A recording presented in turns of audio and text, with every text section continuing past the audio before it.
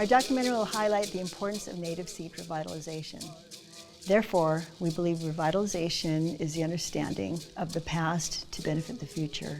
This will bring awareness to how important native seeds are to Arizona and to our tribes.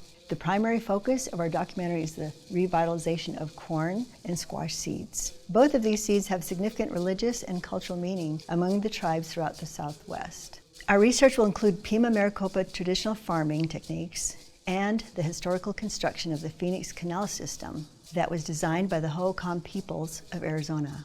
These canals are currently being used to irrigate agricultural fields and bring usable water to the people living throughout the Southwest. Another point we'll cover is the storing of seeds and how it has changed significantly over the years. As a solution, we can use seed banks to help preserve seeds that are going extinct. Along with our academic research, we'll film and interview MCC's horticulture faculty and traditional Pima Maricopa farmers in order to gain a better understanding of seed revitalization.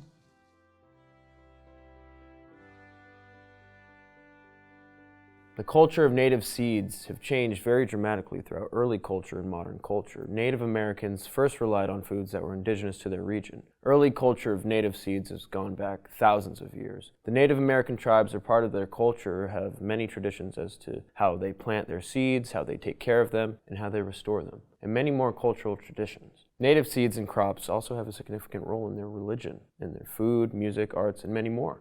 In the early years of planting, Native American cultures would plant the seeds very differently than how it's done now in modern times. In their culture, it was normal for them to use tools that were made from stone, animal bone, tortoise shells, and other helpful and strong material that they could possibly use. The Native Americans used everyday items like such to make these important farming tools for them. As for early religion, most to all tribes have celebrations and religious ceremonies at the beginning of the harvest season. Native Americans like to celebrate the harvest and all come together to have feast, listening to music together, sing and dance. Secondly, 60% of all food that is eaten across the world was originated and developed by the American Indians.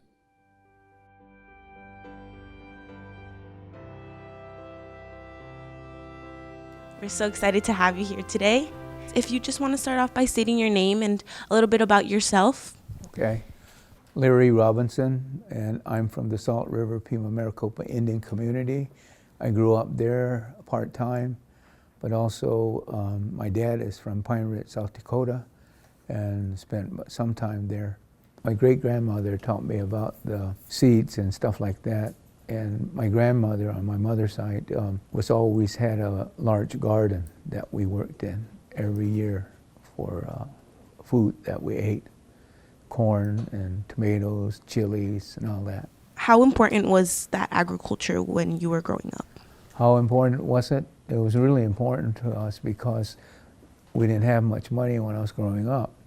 So, and it was very traditional for us to raise our own crops, and that's what we did. Most of the people in our neighborhood had a garden of sorts, you know, to grow certain vegetables and beans. Is there any type of traditions incorporated with agriculture in your communities?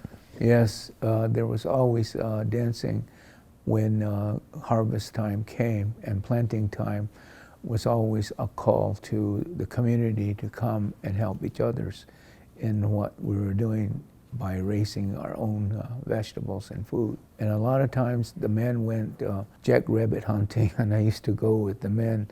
And one of the things that I used to do was I had an uncle that would strap all the jackrabbits that he killed around my waistline, and sometimes it was really heavy to carry those jackrabbits.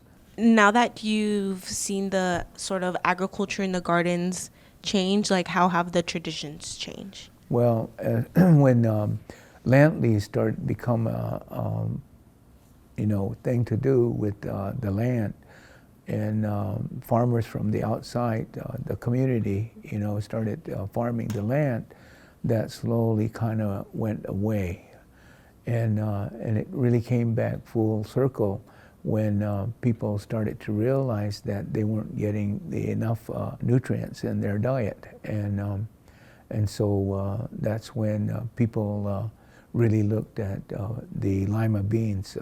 I'm going to say a Pima word here, the autumn howard, and that's a lima bean that the Pimas also developed in cross planting with other beans. So that was a favorite of mine because it was a brown lima bean, and nobody does that anymore today. How important is it, in your opinion, for the youth of your community to keep the old traditions of agriculture alive? We've tried that in our community with students from the local high school, and it was really successful, but the management of it and the interest of it kind of faded away, and individual families today, if they want to raise a garden, they'll do it. The river was everything to the community because the river was the source of the water that we needed in order to grow our own food, and a resource for people who raised livestock. Because if we didn't have that river flowing through our reservation, the livestock suffered. We used to go take all our horses in the morning to get water, drink water out of the Salt River when it was flowing, and to this day it's not. It's a landfill that took the place of the river that used to flow through there. How important was the corn that you grew from your gardens? It was the source of life, for us, because we could make all kinds of foods for ourselves and mix it with vegetables that was grown, in these gardens. That when I was growing up, my great-great-grandmother always had a garden, and she was a very traditional woman, and she was the one that raised me. What was the importance of the seeds that you used to grow in these gardens? I think the most important part for me was the traditional lima bean and the beans that we raised, and the other thing is a natural resource that the desert provided, like the mesquite beans. Nobody ever cooks the mesquite beans, and also the prickly pears from the cactus, and things like that. That was a variable source of eating, and people don't do that anymore. Why do you think that is? Well, because of the fact that financial prosperity came to the reservation, and people start to lose the cultural identity that we had. A lot of people still don't know how to speak the language. The 20th century finally caught up with the reservation at that time because people started driving automobiles and stuff like that. And my grandfather still had a horse-drawn wagon. We raised horses, and my grandmother still made the gardens, and my grandfather still did the alfalfa fields and the maize fields that we had, until he couldn't do it anymore. And by that time, I was leaving home.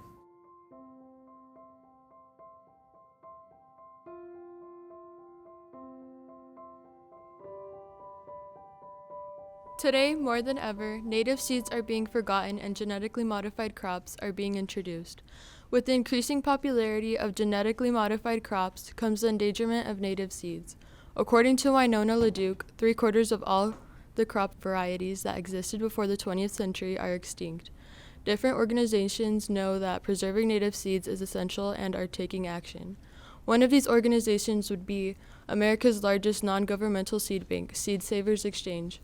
After working for over 35 years, they have conserved over 25,000 varieties of unique vegetables, fruits, and grasses. A different organization that should be mentioned is the Cultural Conservancy. Based in San Francisco, they apply their traditional knowledge of food and farming practices in urban landscapes. But what projects are being used in northern Minnesota, tribe members and local farmers have worked together and created the White Earth Land Recovery Project.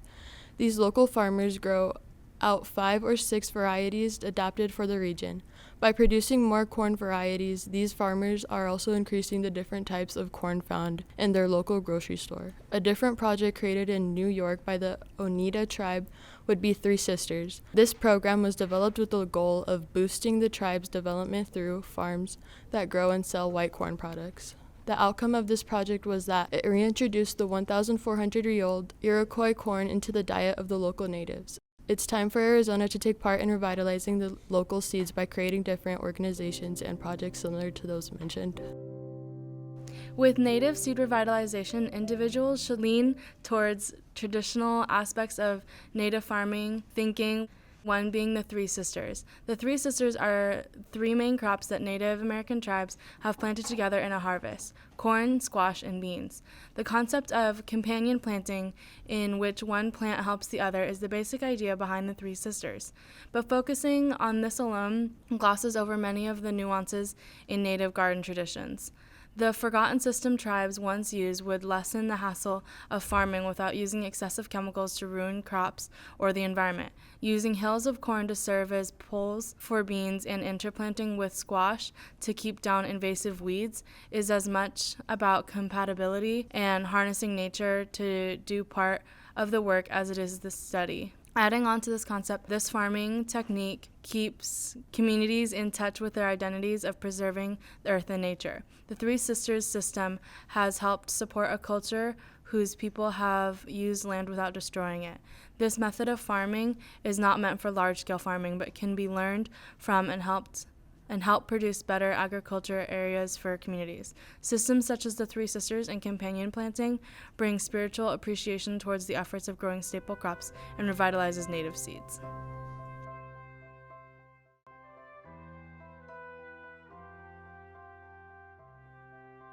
My name is Peter Condon. I am the Director of Sustainable Agriculture and Landscape Horticulture at Mesa Community College. Some of the courses that I teach are Introductory to Plant Biology, and then some greenhouse and nursery courses like greenhouse management, plant propagation, plant identification, etc. Boy, if it wasn't for native seeds, we wouldn't have any seeds, because all plants, even the flowers that we grow in the nursery or the food that we buy at the store, all started with wild plants. Over the years, we collected the seeds. Traditionally, we would collect the seeds from the best fruit, from the largest fruit or the most tasty fruit, and then we would combine those with other fruits, and I'm talking about pollen and crossing with our hands, and we get better and better seeds, like the seeds I'm holding in my hand, which are probably dozens of generations old. How do you think it is that these seeds from native tribes go extinct?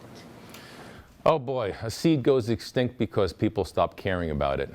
And seeds come from plants. If plants are just left by the wayside, or if people think we have to use the modern plants because they're the way to go, then we forget the traditional ways, we forget the traditional plants and the value of the traditional plants. And so basically forgetting about something, that's like people too.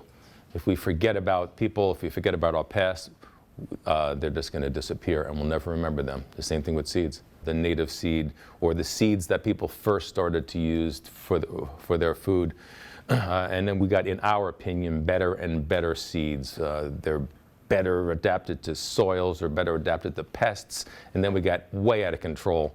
And now we're telling the seeds to produce their own toxins to kill pests. And the little old guys in my hand, that we always have to go back to the native seed if we want to reintroduce, say, disease resistance or tolerance of different soil and climate types. If we don't have the native seeds to go back to, we've lost them forever. The fact that this seed is in my hand, and this seed may have been started 1,000 years ago or longer, says that this seed has in all those genes that may not even be expressed, some of them do, it has insect resistance. So the corn earworm or whatever else affects beans and squash, this seed is pretty good at deterring that insect. Otherwise, we wouldn't still have it anymore. Plants need companions, and plants grow in nature in relationship with each other. They help each other.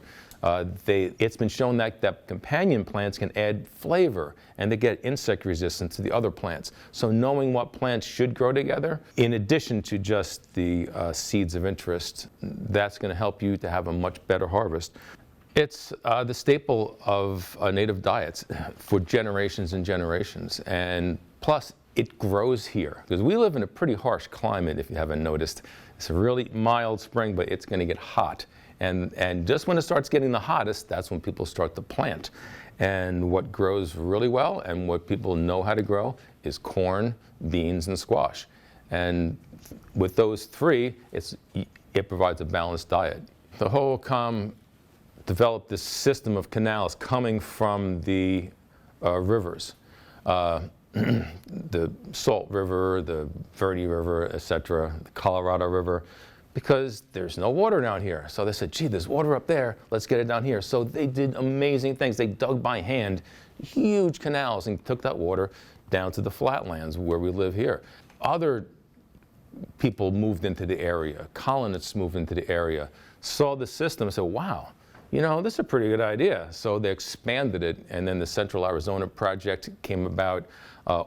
So we still use some of the original canals that the indigenous people carved out by hand. And that's, if you ever dug a hole in Arizona, oh my goodness, it is so hard to do.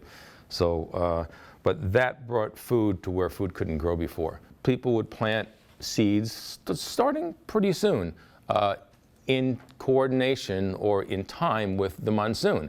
You would plant seeds, you would have a big festival because they're getting ready to grow some food that's going to get them through the next year, and then the rains come. But traditionally, harvest festivals were another big thing, is the food's coming in. We planted it, had a big festival, we prayed for help that these crops would grow. Now we're thankful for the harvest. Have you ever heard of GIS technology? Yes, I have. The GIS technology is fascinating. Some people think all technology is bad. Technology developed because we have to work really hard. And before we had GIS technology, we would have to walk through the fields and we would have to look at each individual plant to see if it's stressed, if it's healthy, if there are insects. With GIS technology, using satellite information, we can zoom right in on a particular field, and if we can incorporate GIS technology on a proper level, keeping it in its place as a tool into traditional food production methods, that would really help a lot. Native American tribes have always stuck to what nature has given them. They are people of nature and have always respected their land because it has helped them live and survive. Over the years, lands started changing and climates became different. This has led to some problems within agriculture. Native American communities are having to resolve the problem of seed rejuvenation, and it all has to do with the neglect of agriculture in the recent years. A new form of technology that will help improve agriculture is GIS technology. Mixing modern technology could help bring older traditions back because the technology will establish a well-nourished area to plant, introducing agriculture back to these communities. The book, entitled Community Participation and Geographical Information Systems, edited by William J. Craig, Trevor M. Harris, and Daniel Weiner, states that the Geographical Data Service Center originally offered a variety of GIS implementation services to tribes. Native American tribes can use these modern technologies to improve the way they grow their food and try to revitalize seeds and the traditional ways of agriculture. The GDSC will help train the Bureau of Indian Affairs on this technology. This resolution to the native seed rejuvenation issue has been implemented in tribes already and has had a great deal of success.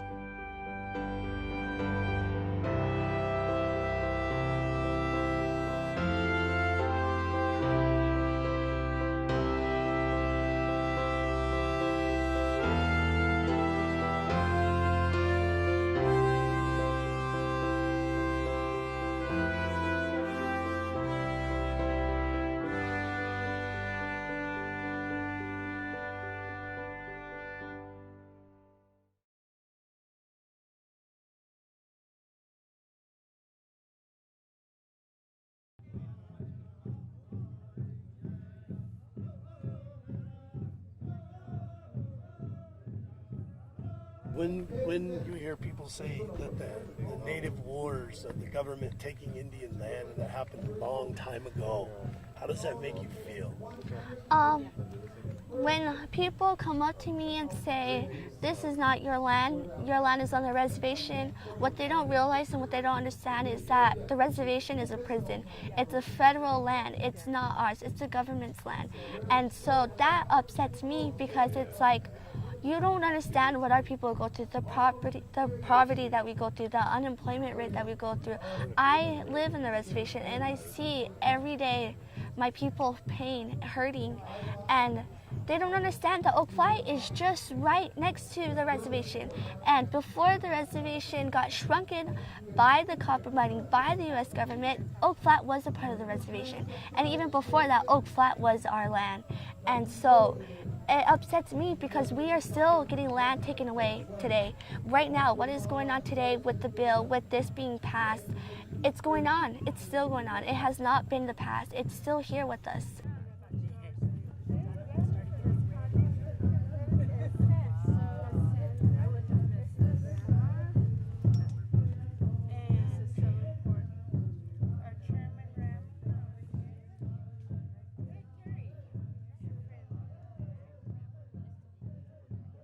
Dakute shi Nolan Pike Gonze, shi San Carlos Apache Shata Shama, Willie Pike Vanessa Nosi, Shitija Nijoni Bonze Pike, Shinale Shawaya, Wensler and Tasa Nosi, and Cindy Nosi, Shicho Shichina Chuck and Jelly Pike, she is Dinia, she Berdonkahe, she Chirikawa. Hello, my name is Nolan Pike. I am from the San Carlos Apache tribe. My mother and father are Vanessa Nosey and Willie Pike. My younger siblings are Najoni and Bonse Pike. My maternal grandparents are Wensler and Tisa Nosey and Cindy Nosey. My paternal grandparents are Chuck and Geraldine Pike. My clan is Sistinaya. I am from the Badonkahe band and I am Chiricahua Apache.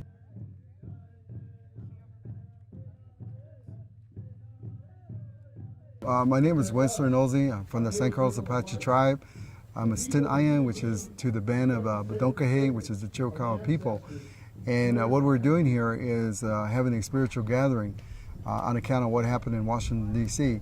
What happened was that there is our holy land, our sacred land here that's being under attack or has been under attack with a bill from Resolution Copper that is proposing a mine here, which now that the bill has passed as an attachment to the National Defense Bill, before any action is being taken, the Native Americans and ourselves and our alliance and everybody, we need to stand because something very terrible happened in Washington, D.C.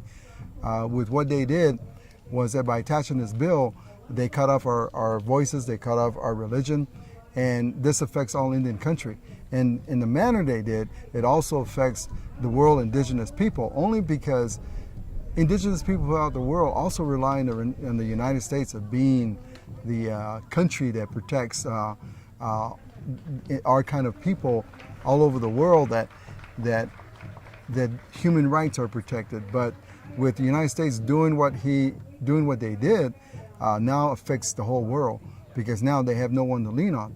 And so we had a walk here from the San Carlos Reservation to here, and it's 44 miles plus, and it's to now unify as people, to stand in solidarity with other alliance, which would mean the Christian people, would mean organizations, even with congressional people, tribal leadership, because we have to push and make sure that Congress takes back what action they made during this lame duck session. And how do you think, we've met some remarkable young people here today, remarkable young Apache people. What do you see for their future if this land goes away to mining? Well, you know, what happens there is that, the example I can give you is that if anybody has any doubt in being a Christian and holding their Bible, many of them will board a plane or get on a ship and go back overseas to cross-reference with what the Bible is, and they go to the Holy Lands. Well, for us Native people, it's embedded in our language, it's embedded in our ceremonies, it's embedded in our songs, and it's embedded in just our character. And so for us in teaching that, and for our children that may question it, can go actually to the holy sites here in North America and touch those places, and no different than the kids that do that with the Bible. That's the difference, because once this is gone, then how are our children going to relate to the holy places? Because it's not overseas, it's here for us. So when people go from here overseas, they respect what God had done there. They hold that dear, because that's important.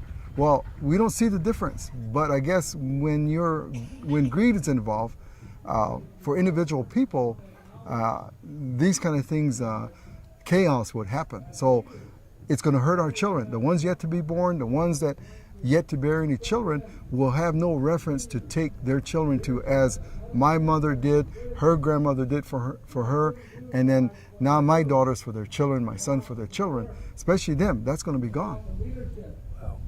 Wow, that's an amazing realization. Anya Abchugi, Shannon Rivers, Akamir Autumn, Sapai Mashma. My name's Shannon Rivers. I'm from the Gila River Indian community, and we came, a few members of the Autumn nations came here to Oak Flats in Apache country, and we're here in solidarity and support of the Apache people to oppose the Rio Tinto mining company, and so we come up here to support their struggle. What's the struggle? Well, the struggle, I mean, the question is not that simple, or the answer anyway. The struggle for their right to live on the land, to have the land undisturbed, to keep the sacred area and watersheds. We want the traditional people and the Apache people to have access to this land, to be able to use it in a ceremonial purpose and whatever purpose they see fit for them as Apache, not by some senator, not by some mining company, and not by the ongoing oppression of indigenous peoples. So do you think like today's event will make a difference? I think coming together, because we have many different races here. We have white, black, indigenous peoples from all over Arizona and California, and we have relatives that come here to in solidarity. Do I think it make a difference? Yes, I do. I think that's the whole purpose. And for you guys, the camera folks, the people that will put this out on media, it'll have an impact. We need to be recognized as indigenous peoples, that we are the keepers of this territory. We are the first environmentalists. We are the folks who love this land and take care of this land. And we have prayers, and our ancestors, our bones are in this land. So yes, I do think this will make an impact. And I would ask all indigenous peoples to stand up in solidarity with the Apaches at Oak Flats. Hi, my name is Laura Medina. I am enrolled in the Grand Traverse Band of the Ottawa and Ojibwe Indians. I'm Ojibwe. You're here today. Well, being an American Indian Studies major and as well as, future scholar once I graduate, I definitely see this whole situation going on as a continuation of colonization against our people. We see through various events that the government does not honor the trust relationship that they have with us indigenous people here of United States. And I believe with that lack of respect, they're able to just give away lands such as Oak Flats that is sacred to the Apache people. It really, this land here, it's a resemblance of who they are as people, and in order to continue their livelihood, they need to have this. They need to have their sacred land. Do you think today will make an impact, a change? With prayer, positiveness, as well as creating good networks and relationships, and as well as just listening to the voices of the people, I really do believe change can happen. It's the work we put into it. Relationships to not only people but to the land as well as all lifeways. It takes work, and the more work we put into it, the more positiveness we put into it, the more love and appreciation and that acknowledgement of the land and the space, the stories and the knowledge that this location, that this place has, is highly looked upon by the Apache people. And for Senator John McCain just to look at it as a piece of commodity, as a piece of just as money, it just reaffirms colonization, and it reaffirms that they do not respect the trust relationship as well as our sovereignty as indigenous people. My name is Nolan Pike. I'm 15 years old, and I'm enrolled in the San Carlos Apache tribe, but I am Kiowa Apache. And why are you here today? I'm here in the fight for Oak Flat, to save Oak Flat. This is where I came from. This is where my family is from. And so when Resolution Copper wanted to destroy Oak Flat for the copper mining, I've been in the fight since day one, and I'll continue to be in the fight to fight for Oak Flat and save this place. And how do you go about that? What do you think? We're here today at a gathering and we've seen prayers made. What's next? I know the march started on Monday because we started on Monday at the tribal administration in San Carlos, and we marched all the way to Oak Flat and got here yesterday evening. And so right here, we're occupying it. We're staying here. We're going to continue to stay here and occupy it past February 23rd. And February 23rd is the date where the forestry is going to ask us to leave. And so we are going to stay here against that because this is where we came from. This is what we're fighting for, and we're not going to let them do that. So that's us being here today, and we're going to continue, and we're going to speak today. There's going to be public speaking to hear our voices of who we are as Apache, or just being here to save Oak Flat if we've camped here when we were younger. And so this is what we're here for, is to save Oak Flat, to save our people, to save our identity. So this is just the beginning then, today. The arrival here on this place is you're not leaving. Yeah. And what? That's such a brave decision for a young person. Where do you see that going? I know the one thing was that we knew this was going to be a huge obstacle to get inside Oak Flat, because once we're in Oak Flat, then we could do what we want. And so being here as a young person, as being one of the younger generations, this is something I know, like I am sort of afraid, but I'm also not, because I know this is who I am. This is where I come from, my people come from. And for me to be here, I am upholding that, where I am here to help my ancestors. I'm here fighting for my ancestors so that all the things that they went through is for me to fight for. It's for me to be here, to be who I am, because I am not afraid to be Apache. I'm not afraid to fight for Oak Flat. And so staying here, I know that I am helping those generations yet to come, those children in the future. I am fighting for them so that they can come here and they can live who they are as a person, so they're not afraid, so that the people here can fight for Oak Flat, so that they can come here free and peace and knowing that Oak Flat won't be taken away. So that's why I'm here, and I will continue to stay here no matter what. Even if I'm forced out, I'm going to come back. So a lot of young women your age are not concerned with carrying the weight of their whole people.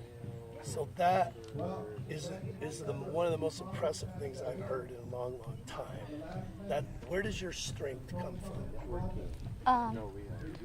I know that what I do and what I believe in is something really hard. I mean, there's moments where I do feel weakened, but as for me, I look at this land, I look at how beautiful that this life is here, and I see how precious it is, and that gives me strength because of my belief and my faith in Yosen, in the Creator, my faith in how sacred this land is. That's my strength. That's what gives me the bravery, the courage to fight for who I am. And so I know that being out here, it is a big step and it is risky because my life is in stake, but also if I wasn't here, my people can be extinct. The people here in Superior, by Globe, by Miami, we're all going to be affected. And so if I'm not here, if I don't fight, if I don't educate those on what is going on, then that I feel will be on me because I could have done that. And so being here, standing here, and fighting for Oak Flat, I know this will help my people. I know this will help who I am and strengthen my people's identity, strengthen who they are, so that they won't be afraid, so that those yet to be born can come here as free people. The traditional name of Oak Flat is Chichil Bishtagotel, which is Oak Flat. My name is Vernelda Joyce Grant. I am a San Carlos Apache tribal member. I'm also the tribal archaeologist and the director of the Historic Preservation and Archaeology Department, among other titles. One of my main roles here and all these years, over 10 years, has been to advise the tribe on the cultural resource laws that the Forest Service and the United States government hasn't been abiding by, and most of those laws deal with protection of sacred sites and holy sites. I've been working on a proclamation and this is the second proclamation that has been introduced to preserve and protect which is Oak Flat, the traditional Apache name of this place. And I believe that some people have counted the individuals, and it's a little over 300. And I'm sure that people are coming in and out as we speak. So people like myself, and I have some family members and godchildren through ceremonies that are still planning to attend and to camp here as well this weekend. And so, do you think that the tribe will be able to reverse this decision within the process of the government? Well, this decision basically is really similar to how the Mount Graham decision was made. That was a bill, that was, a rider that was inserted into a bill that dealt with the Conservation Act that was going to be fully supported by both parties of Congress back in the 60s, 70s. And that was to create over 14 telescopes. Unfortunately, fortunately for us, only 4 telescopes were put up. And, through an act of Congress, we learned that it was really difficult to go back and to make any changes and to take the telescopes down from that mountain. And in this case, I believe that it's similar because we're placed in the National Defense Authorization Act, and once that both parties, once Congress passed that and the president supported that, it's a law that stands now, and to go back and to reintroduce that to Congress is basically, it's just not something that ever has happened, I believe. So to do that, it's probably, it's something that we can't do. But what we can do is continue to use these holy places. This in particular, Gonbeku, which is our Crown Dancers, canyon, where where there's this natural spring water throughout the year. Here, Hotel, and the surrounding areas, they're important places in our holy places that are still alive, and it's our cultural territory, and we're still going to use it whether it's on the reservation or off. And the continuous use of it from our ancestors to the present, and teaching our children to use it in the future. They can't, they can take away and bills, amend things, but you really can't take away the actual footprints and the people, the life, the human bodies that come here. You can't just write that off, so it's without physically killing off and hauling, off people. I think it's come to that point. We need to be here and to occupy it peacefully, and to show that this is a place that's important. It's alive, and not just to our people, but to many people around us, all the different publics. And to see these young people say, this is our holy place, and we are going to occupy this, and we are going to force the government to remove us, because this is our Rome, this is our Mecca, this is our Jerusalem, this is our this is the center of the universe for us. Do you think that average American people could get behind that if they could truly understand the context of this land? I believe the average American can, because I have, I've always said that the friends that I produced throughout my life, in ambassador programs I'm in internships with the Smithsonian, and things that I've done traveling the world in our dance group, Apache Club dance group. We've made friends, and we've made friends of, I don't want to say the average population, but we've shared how important it is that we practice and that we know our language, that we understand and speak it, that we still sing the songs that are like psalms from the Bible. They're so beautiful, and that the ability to be able to know and have a connection with the lands, and to share that with the average public out there. That really, and not even getting into the food of our culture, which is so delicious, and the stories. It's just such a beautiful thing and experience, and I think that really brings them in, and that's what we continuously do wherever we go. And with those young folks, they're really full of pride, and they're willing they're always willing to share that.